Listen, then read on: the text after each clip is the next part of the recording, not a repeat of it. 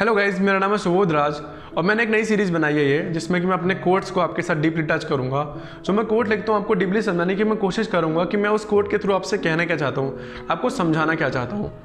जो आज का मेरा कोट्स है वो है, it's a dream war between you and your emotions. आज के टाइम में हम सभी ड्रीम देखते हैं, सभी सपने देखते हैं और सभी हम ऐसा काम करते हैं या फिर सभी हम ऐसा काम करना चाहते हैं जिससे हमें खुशी मिले, जिससे हमें हैप्पीनेस मिले।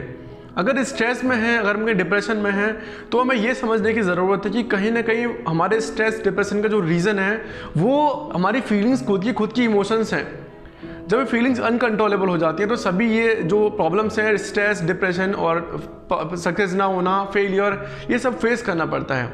लेकिन इसके अपोजिट, अगर फीलिंग्स सब कंट्रोलेबल हैं, सब आपके कंट्रोल में, तो सब कुछ अच्छा हो रहा होता है। लेकिन आज प्रॉब्लम क्या है ना, प्रॉब्लम ये है कि अनकंट्रोलेबल हो चुकी हैं और ये यहाँ तक अनकंट्रोलेबल हो चुकी है कि इसको सही करना मुश्किल ही नहीं, बहुत मुश्किल हो चुका है। ये इतनी बड़ी दीवार बन गई है सक्सेस जर्नी के बीच में, जो हमारी ड्रीम जर्नी है उसके बीच में इतनी बड़ी दीवार बन जाती है ये, जिसको क्रॉस करके आगे बढ़ना काफ़ी मुश्किल हो जाता है। आपने एक नॉर्मली सुना होगा कि जो यूथ होते हैं, जो बच्चे होते हैं, बड़े बड़े जो बच्चे होते हैं स्कूल टाइम में, तो 18 से लेकर 24 साल की एज उनकी ऐसी होती है जिसमें वो बिगड़ जाते हैं या बन जाते हैं, क्योंकि उनका हार्मोन्स में हलचल होती है। ऐसा कुछ मैंने सुना है। फैक्ट यही है, यही एक एज होती है ना, यही एक एज होती है जिसमें कि जो सारे यूथ्स हैं उनका अपनी फीलिंग्स और इमोशंस के साथ वर्ल्ड वॉर चल रहा होता है। कुछ उसमें से वॉर जीत जाते हैं, कुछ उसमें से वॉर को जो है हमारे हार जाते हैं। और रियली में फीलिंग्स और इमोशंस यही दो ऐसी चीज़ें हैं ना जिन पे अगर कंट्रोल कर लिया जाए, जो कंट्रोल में हमारे हैं, तो बहुत कुछ अचीव होता है, बहुत कुछ अच्छा होता है। जस्ट इसके अपोजिट, अगर ये अनकंट्रोलेबल है तो कुछ भी अचीव नहीं होता। आपने कई बार फील किया होगा कि हम ना खुद अपनी जो बातें उससे इतना परेशान नहीं होते जितना किसी और के कहने पर जो हमारे ईगो हर्ट होता है, जो हमारी फीलिंग्स हर्ट होती हैं, उससे हर्ट होते हैं। ये दोनों केस में हो सकता है, या तो आपने किसी से कुछ कहा या तो किसी ने आपसे कुछ कहा, दोनों केस में ही हम हर्ट होते हैं। और इसी तरह फीलिंग का वॉर चलता रहता है, जिससे कि बहुत परेशान होते हैं हम, और इसी फीलिंग के वॉर के चक्कर में अपना हम ड्रीम वॉर भूल जाते हैं और इसी में फंसे रह जाते हैं। हम ये भूल जाते हैं कि हम यहाँ पे क्यों आए हैं, और छोटी मोटी लड़ाइयों फंसे रहते सारा का सारा गेम खत्म हो जाता है, हम सब कुछ भूल जाते हैं। ऐसे इमोशंस, जो ऐसी फीलिंग्स या फिर ऐसी कोई चीज़ जो आपको परेशान कर रही है, जो आपके ड्रीम के बीच में रुकावट पैदा कर रही है, इनको ख़त्म करने के लिए बस सिंपल दो ही तरीके हैं।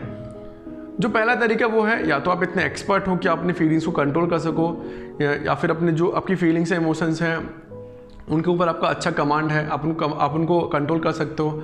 अगर कंट्रोल कर सकते हो तो डेफिनेटली सब कुछ अच्छा होगा। अगर अनकंट्रोलेबल है तो जस्ट उसका अपोजिट होगा, कुछ भी अच्छा नहीं होगा।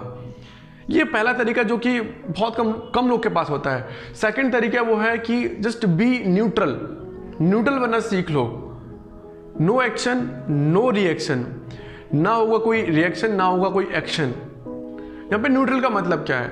न्यूट्रल का मतलब ये है कि जो फीलिंग्स है, इमोशंस है, उनके एक्शन से हम न्यूट्रल होना सीख लें, उनके एक्शन से कोई फर्क ना पड़े, हम ऐसा सीख लें। और न्यूट्रल होना जो पॉसिबल है वो सिर्फ मेडिटेशन के थ्रू ही पॉसिबल है।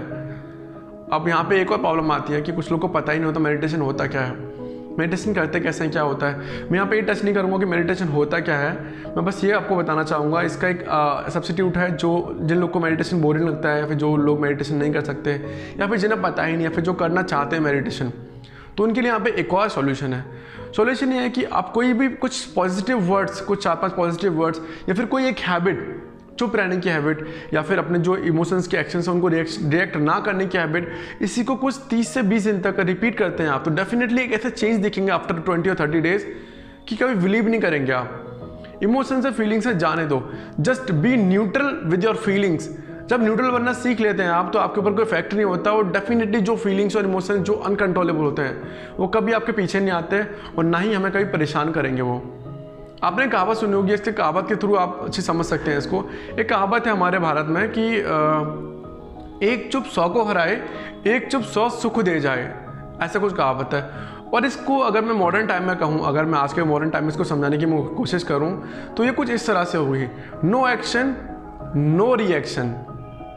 और इस कहावत को जब ये अप्लाई कर रहे हैं आप, जब आपकी इमोशंस, अब आपको लगे कि आपके इमोशंस, आपकी फीलिंग्स आपको परेशान कर रहे हैं, ऐसा नहीं कि हर जगह नो एक्शन नो रिएक्शन, कई जगह एक्शन ज़रूरी होता भी है, लेकिन वो आपको डिसाइड करना है कि हाँ फीलिंग्स इमोशंस के चक्कर में आपको कहाँ रिएक्ट करना है, कहाँ रिएक्ट नहीं करना है। ये बहुत ज़रूरी है समझने के लिए। अगर ये समझ जाते हैं हम तो हमारी लाइफ इतना फ्लो में चलती है, जो ड्रीम वॉर है उसको हम जीत जाते हैं।